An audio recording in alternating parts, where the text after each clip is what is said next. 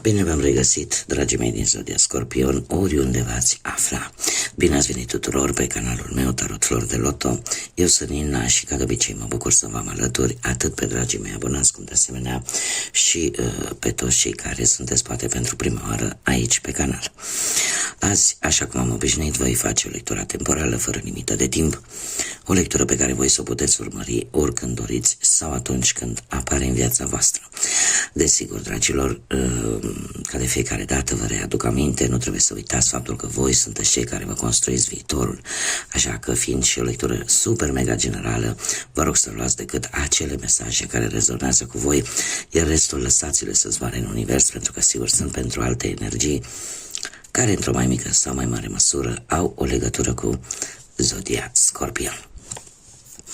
Așa că toți cei care aveți soarele, luna, Venus, ascendentul sau oricare alt aspect astral important pentru voi din harta voastră natală și care are legătură cu Zodia Scorpion, atunci această lectură este de asemenea și pentru voi. Și haideți să vă mai spun încă un lucru, tocmai ce am trecut de o lună plină în Scorpion, supranumită și luna florilor. Această lună plină vine cu o energie foarte puternică în ceea ce vă privește pe voi, dragilor, și toți cei care aveți această legătură cu Zodia Scorpion, pentru că se pare că a venit momentul să te eliberezi de tot ce te arde pe interior, răni pe care poate le-ai crezut cicatrizate, dar ele nu au fost așa, încă vă macină, de dorințe la care poate ai renunțat, că nu va fi ușor. Este adevărat, iar voi știți lucrul ăsta cel mai bine, cei care aveți o legătură, o conexiune puternică cu această Zodia Scorpionilor, știți că niciodată nu este ușor, dar va fi eliberator. Veți avea parte de acea transformare a păsării Phoenix. Este momentul ăla culminant în care pasărea Phoenix se transformă din propria ei cenușă. E o perioadă destul de încărcată din punct de vedere energetic și probabil că mulți dintre voi ați resimțit în ultima perioadă, cu nopți în care somnul nu prea vă ia.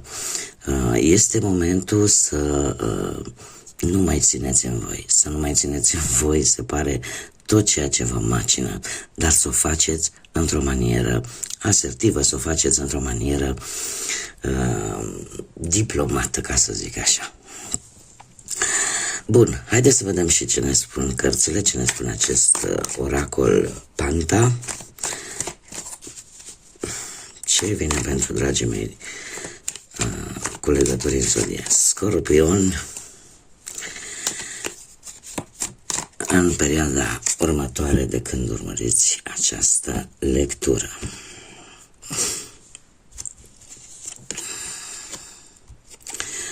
Da, se pare că ați avut o perioadă în care v-ați simțit ca prinși într-o capcană, parcă dădeați dintr-una în alta. Cumva nu reușeați voi să prindeți, ca să zic așa, ce se întâmplă. Pentru că parcă intrați dintr-o problemă în alta sau cum reușeați să rezolvați ceva, parcă apărea din nou altceva. Era așa ca un cerc vicios în care vă tot învârteați. În prezent se pare că vești bune, nu știu dacă unii dintre voi le-ați primit, dar aceste vești bune le puteți considera câteodată chiar și miracole, minuni. Cert este că aceste vești bune pe care unii dintre voi, dacă nu le-ați primit foarte curând, le veți primi, nu vor face altceva decât să vă încurajeze și să vă dea acel impuls să mergeți înainte.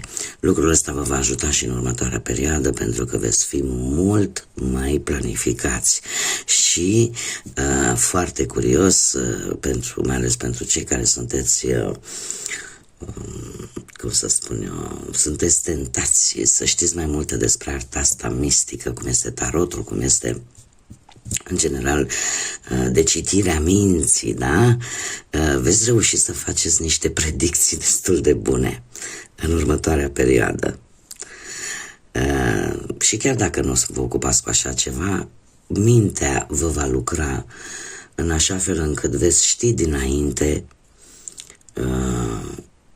ce trebuie să faceți, cum trebuie să vă planificați, ce strategie să folosiți, da? Pentru ca un anumit plan, un anumit proiect să vă iasă așa cum voi vă doriți. Numere importante, aveam 78, 42, 48, avem 15, avem 6 și avem 12. Numere probabil importante pentru unii dintre voi în această perioadă. Haideți să vedem ce ne spune și tarotul. Ce vine pentru dragii mei din Scorpion în următoarea perioadă?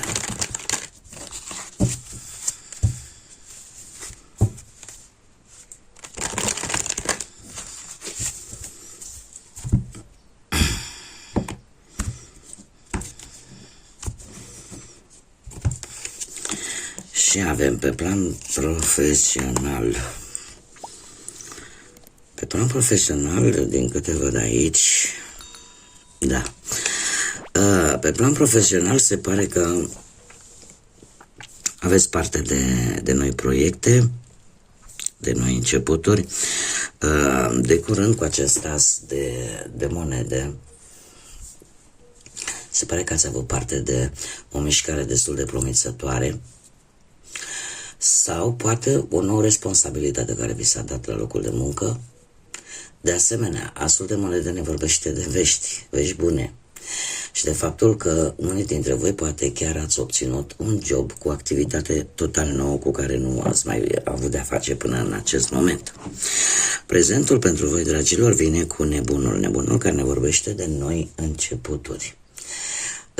Cumva e posibil ca voi să încercați să vă riscați într-un anumit proiect care ține de cariera voastră profesională. Chiar dacă alții poate nu sunt de acord, chiar dacă alții spun, doamne, te riști prea mult, totuși face parte, se pare, din transformarea voastră, pentru că voi cumva v-ați plictisit de vechi sau poate pur și simplu v-ați dat seama că ce este vechi pe voi nu vă mai mulțumește și vreți să veniți cu un suflu nou, vreți să veniți cu ceva nou pentru voi, pentru cariera voastră profesională, pentru ceea ce voi vă place să faceți, pentru că în perioada imediat următoare cu arcanul major Moartea, care vă și reprezintă ca zodie, se pare că e o schimbare favorabilă, că nu va fi ușor, așa cum bine am văzut, nu va fi ușor, dar pentru voi știți sigur că nimic nu este ușor și că dar lucrul ăsta e ca un proces care vrem, nu vrem, trebuie făcut, trebuie dus la capăt. Și voi știți cel mai bine lucrul ăsta. E posibil în perioada imediat următoare să vină într-adevăr o schimbare favorabilă, cu idei noi, relațiile probabil cu șefii, cu colegii, cu asociații, într-un fel sau altul se vor îmbunătăți, dar cum? Se va renunța, voi veți renunța poate la toți cei care sunt falși, la toți cei care pentru voi nu reprezintă acele criterii de bază, acele principii de bază pe care voi le aveți vis-a-vis de oameni. Ca să zic așa, veți face curățenie. Veți face un pic de curățenie și în felul ăsta veți rămâne cu acele persoane sau veți păstra acele legături cu acele persoane de la locul de muncă, asociați sau, cum am spus, șefi, care într-adevăr merită atenția voastră. Dar lucrurile se vor îmbunătăți, adevărat, nu va fi ușor, așa cum am mai spus, dar nici imposibil. Pe partea bănuților, pe partea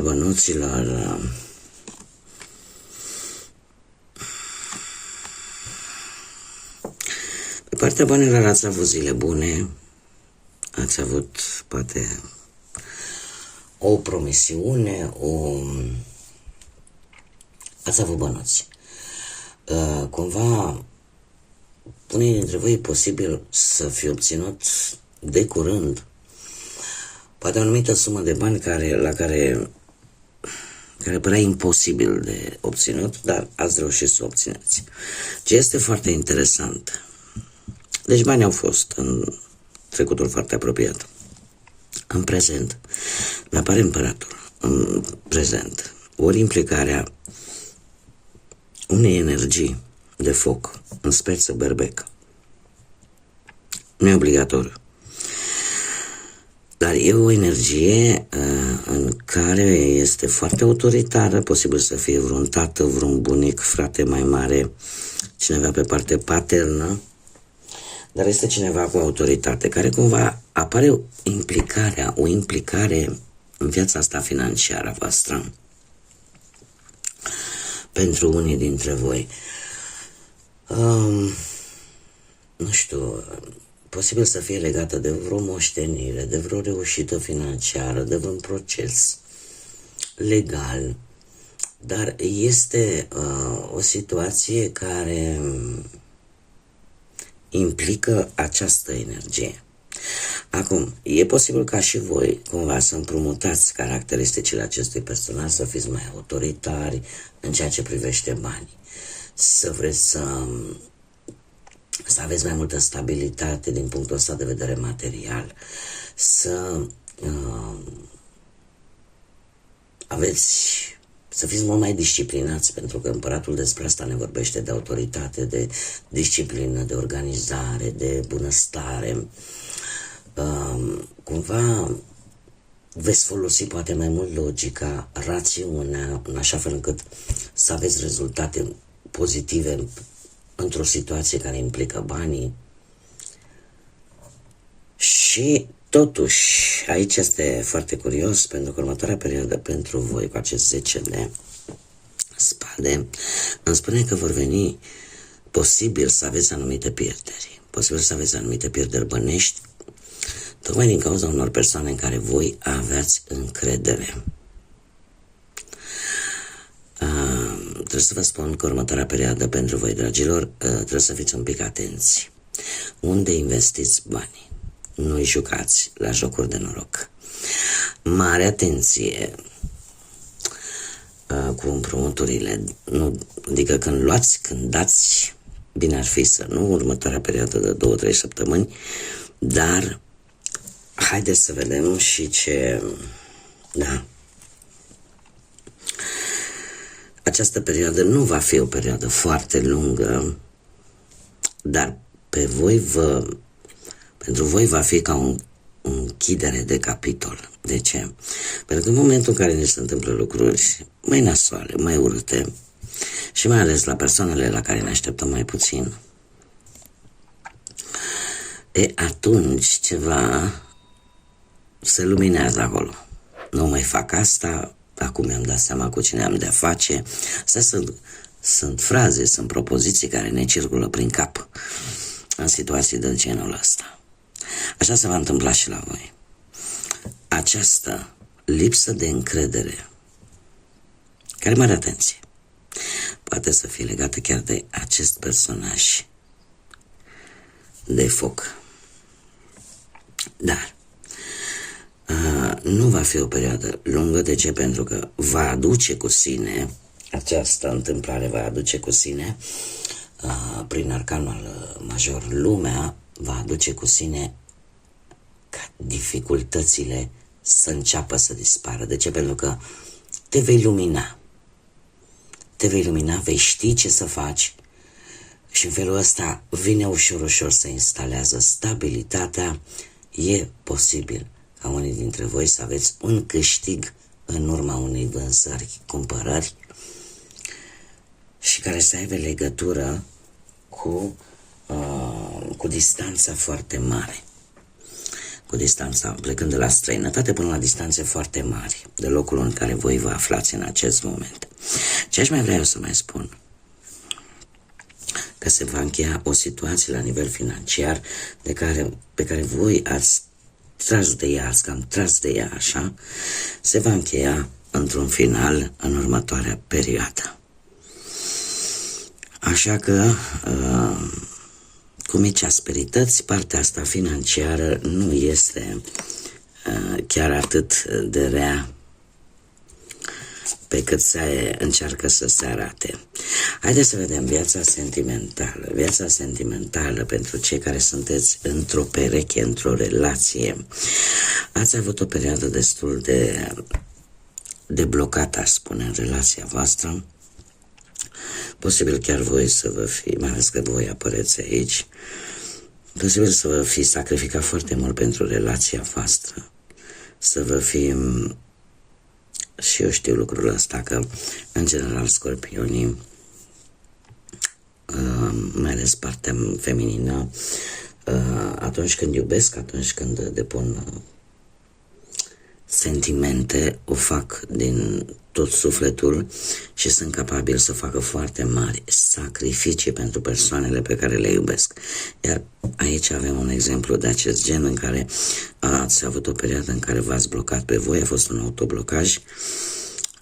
Și aici avem două variante, ori a fost ceva voit, voi v-ați dorit lucrul ăsta pentru că ați vrut să vedeți, Doamne, ce se întâmplă, care este situația și ați încercat să o priviți dintr-un alt unghi, dintr-o altă perspectivă, în așa fel încât să înțelegeți mai bine ce se întâmplă, sau pur și simplu voi v-ați lăsat blocați efectiv în relația voastră de anumite lucruri care nu sunt ele tocmai,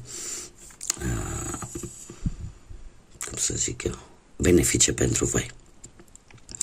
În prezent aici avem o regină de cupe care foarte bine vă poate reprezenta pe voi sau poate reprezenta și alte zodii de apă, în speță rac sau pești.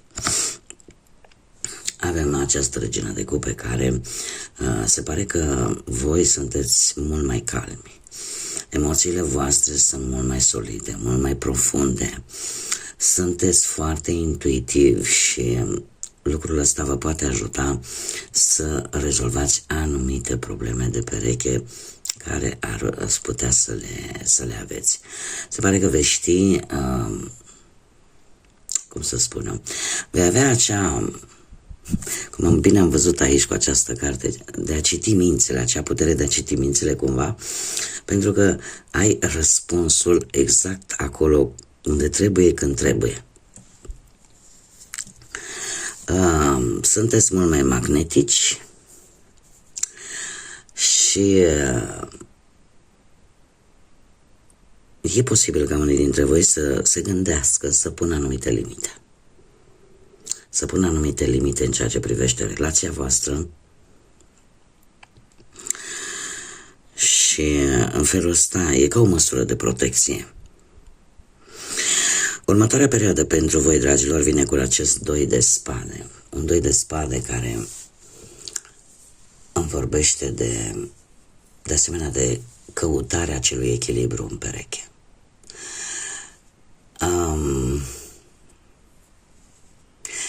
Cum să spun eu? Este o perioadă în care rațiunea îți spune ceva, sufletul îți spune altceva. Și voi vreți să împăcați aceste două lucruri. Și de multe ori vă faceți că nu vedeți.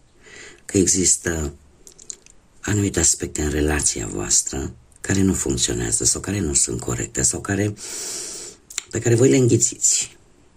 Dar vă puneți singuri ca un vâl peste ochi. Chiar dacă știți că situația este așa și este reală și percepția voastră vis-a-vis de aceste lucruri sunt reale, dar e ca și cum ți-ai pune un văl pe ochi și ți-ar fi teamă să iei o atitudine pe care știi foarte bine că la un moment dat va trebui să o iei. Că e acum, că e mai târziu, va trebui să o iei. Cel mai fi de spus vis-a-vis de acești doi de spade. Mulți dintre voi, chiar dacă nu vă ocupați poate cu tarotul, cu arta asta mistică, a hiromanției, a taromanției și așa mai departe, cumva voi simțiți care este adevărul, simțiți ce urmează, simțiți și mai ales cu această lună plină în Scorpion de care am avut parte și de care v-am comentat, trebuie să vă spun că e posibil în perioada asta să iasă la suprafață lucruri destul de complicate, lucruri pe care voi le credeați cumva vindecate, dar ele încă nu s-au vindecat. Tocmai de aceea parcă știți ce va urma. Știți ce va urma, doar că cumva sunt opțiuni destul de dificil de ales. Dar voi posibil să alegeți să ignorați un pic. De ce? Poate de teama de consecințe. Dar asta nu vă va împiedica să... Da, și o veți face. Și veți ieși învingători. Pentru că veți ști exact ce urmează. De asta spun că, indiferent cât ați fugi, la un moment dat va trebui să luați o decizie în ceea ce privește relația voastră, dar va fi pentru voi, se pare că va fi un câștig. Și va fi un câștig personal. Un câștig personal, dar care va aduce îmbunătățiri pentru cei care și le doresc în relație. Haideți să vedem cei care sunteți singuri. Cei care sunteți singuri. Foarte interesant. Dragilor, voi sunt sigură că marea majoritatea persoanele care sunteți singure, din diferite motive sunteți singurele, aveți și copii, aveți familie, sau aveți o bucată din ceea ce ar putea fi o familie cu această împărăteasă. În ultima perioadă, aș spune că a fost mult mai, sau cum să spun, indiferent că sunteți bărbați sau femei, ați avut o alură, ca să spunem așa, un pic mai feminină. Ce înseamnă asta? Păi ați avut mai multă grijă de voi. Ați avut mai multă grijă de cum vă arătați lumii, de cum vă îmbrăcați. Poate că chiar ați început un tratament, nu știu, la nivel facial, la nivel de corp, în așa fel încât să vă îmbunătățiți un pic aspectul exterior.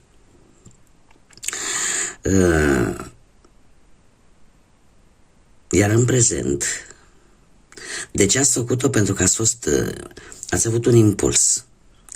Încet, încet se arăta la orizont o viitoare posibilă relație, care pentru voi a stârnit interesul.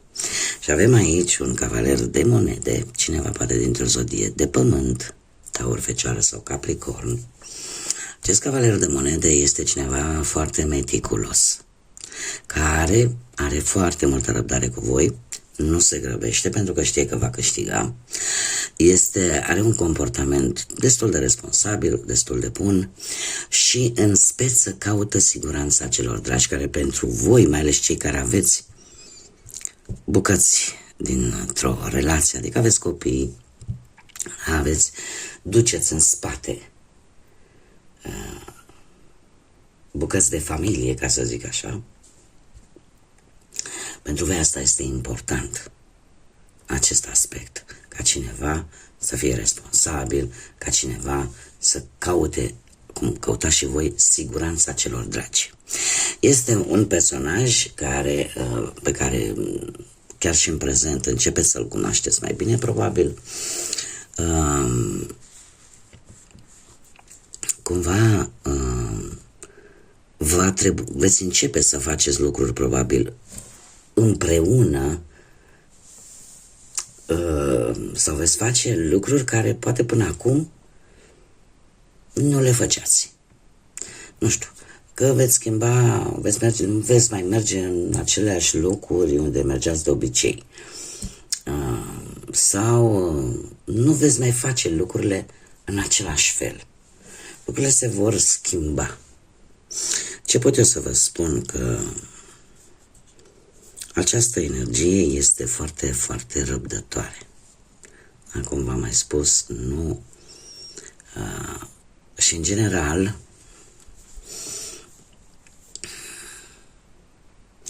este cineva care încearcă să-și păstreze promisiunile. Este adevărat că e posibil câteodată să fie un pic încăpățânată această energie. De ce? Pentru că are câteodată ideea aia preconcepută că lucrurile trebuie făcute doar ca el, doar ca ea, iar lucrul ăsta pe voi s-ar putea un pic să vă deranjeze, dar nu într-atât încât să nu începeți să vă cunoașteți mai bine. Perioada imediat următoare pentru voi, dragilor, vine cu tot felul de atacuri, dar nu din partea acestei energii, ci din partea altor persoane care au ceva de comentat, dar se pare că le veți face față cu brio. De ce? Pentru că acest 7 de bâte mie îmi spune că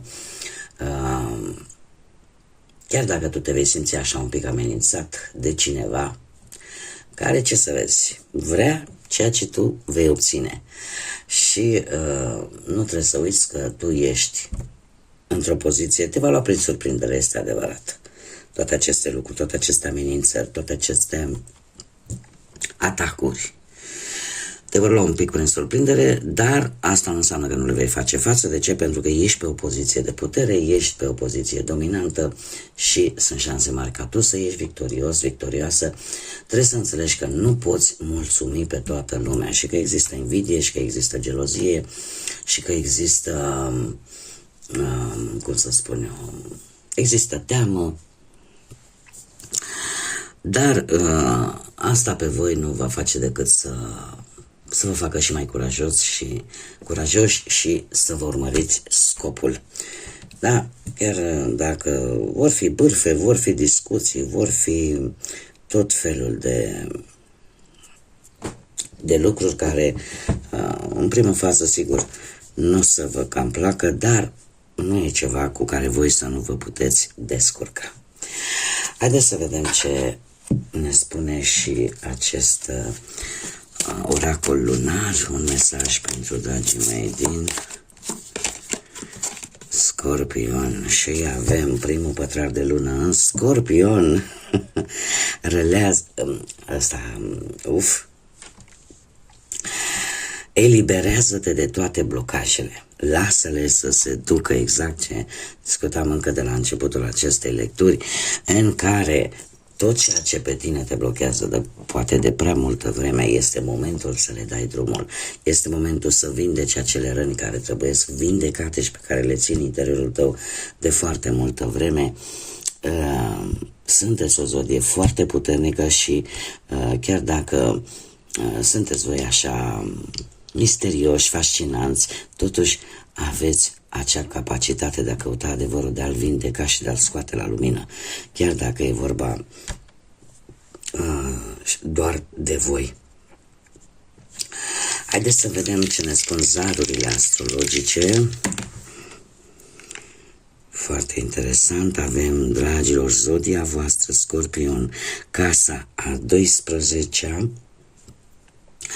și aici avem nodul nord. Dragilor, deci casa 12 ne vorbește de acel ceva superior, de univers, de divinitate care preia controlul. Este o perioadă în care ar fi bine să nu luați decizii importante acum. De ce? Pentru că deja e o perioadă în care nu ai să înțelegi foarte bine multe lucruri. Pentru că avem nodul nord. Nodul nord care reprezintă unde trebuie să ajungi în această viață pentru a evolua. Ce experiențe trebuie să învățați pentru a merge înainte, pentru a vindeca ce nu s-a putut vindeca poate într-o viață anterioară. Este faptul că există și zodia voastră, aici nu e o pură întâmplare, sunteți într-o plină transformare, iar lucrul ăsta se va vedea. Este o perioadă în care destinul, karma, are un cuvânt important de spus. Așa că, dragilor, este într-adevăr o energie transformatoare foarte puternică care vine în următoarea perioadă pentru voi. Încercați, așa cum bine v-am mai spus, încercați să nu luați decizii foarte importante, pentru că se pare că e o perioadă în care controlul îl va deține karma, îl va deține destinul, îl va deține divinitatea, îl va deține universul și în care se vor întâmpla lucruri care trebuie să se întâmple tocmai pentru că voi trebuie să ajungeți într-un anumit punct ca să puteți evolua, să puteți merge înainte.